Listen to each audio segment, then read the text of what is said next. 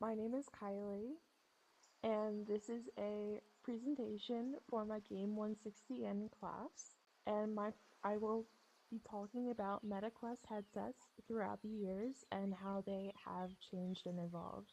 So while I'm still on this title slide, I'm going to give you just some quick background about Meta. MetaQuest is a line of standalone or virtual reality headsets. It was developed by Facebook, which is now known as Meta. It is designed for very immersive gaming, as you can see, social experiences, and productivity applications. Okay, so the first headset is the Quest 1, otherwise known as the Oculus Quest. It was released on May 21st, 2019. Its retail price was $399 for 64 gigabytes of memory and $499 for 128 gigabytes of memory. It is the first tethered Quest headset. All the ones prior to this needed a PC to run. It had 4 cameras, and Oculus Touch controllers, which are pictured there. They have the 2 triggers on the sides, a joystick on top with a bunch of other buttons.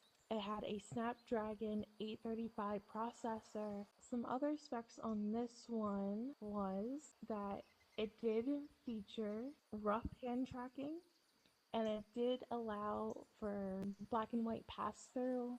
These were more of safety features, they weren't really high tech. It was officially discontinued in September of 2020, and support was ended on August 31st, 2024. The next headset that I will be talking about is the Quest 2. It was released on October 13th, 2020. This is also the headset that you guys are currently, it's being filmed on a Quest 2 right now. Its retail price was $299 for 64 gigabytes of memory. And I know this looks wrong, but it is $249 for 128 gigabytes of memory. And there was a third option that ran at $399 for 256 gigabytes of memory. It featured 4 infrared cameras and Oculus Touch controllers.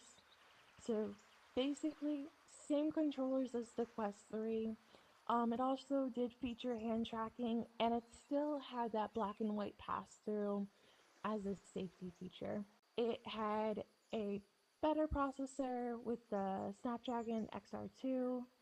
It was officially discontinued in September of 2024. Now, this headset is a slight upgrade to the Quest 1, but overall, it still pretty much functions like the Quest 1 with a little bit of upgrades. The Quest Pro was a very big upgrade. It was released on October 25th, 2020. Its retail price was quite a lot at $1,499.99 for 256 gigabytes of memory. The specs for this one, it featured 5 internal and also 5 external cameras with Touch Pro controllers, pictured there, with eye and hand tracking. Now that was a major upgrade that hasn't not been replicated, even though hand tracking has gotten a lot better. Eye tracking has not been in any other headsets yet. The Snapdragon XR2 Plus Gen 1 processor was in this unit.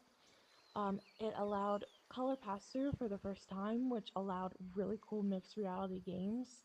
But it was officially discontinued in September 2024. So this model was basically released for people who wanted to use it for meetings like this. It was more of a productivity type of device rather than just like a gaming device, which is why it is so much more. And the eye tracking also allowed for realistic facial features. So as I'm talking, you don't actually know what my face looks like. This is just what Meta is assuming my face looks like right now. But with eye tracking, you were able to get like realistic facial gestures. Okay, so this is the Quest 3. This is the headset that I am currently presenting on.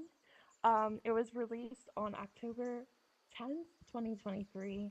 Its retail price was $499 for 128 gigabytes of memory, and $649 for 512 gigabytes of memory. So the specs on this one is that it featured two internal and four external cameras with Touch Plus controllers and supported hand tracking. So as you can see, I'm waving to you. I can do a heart in my hands. There's a joystick and pretty much the same kind of buttons as the other ones, but it allows for easy pass through. I can play a lot of mixed reality games on this headset. It's more affordable, much more affordable than the Quest Pro, and it also runs a little bit better with the XR2 Gen 2 processor. So the Quest 3S was released to be a bridge between the 2 and the 3. Its retail price is a lot cheaper than the 3 at $299 for 128 gigabytes and $399 for 256 gigabytes. The specs for this one, much like the 3, it supports all of that. However, it does run a lot like the 2 does.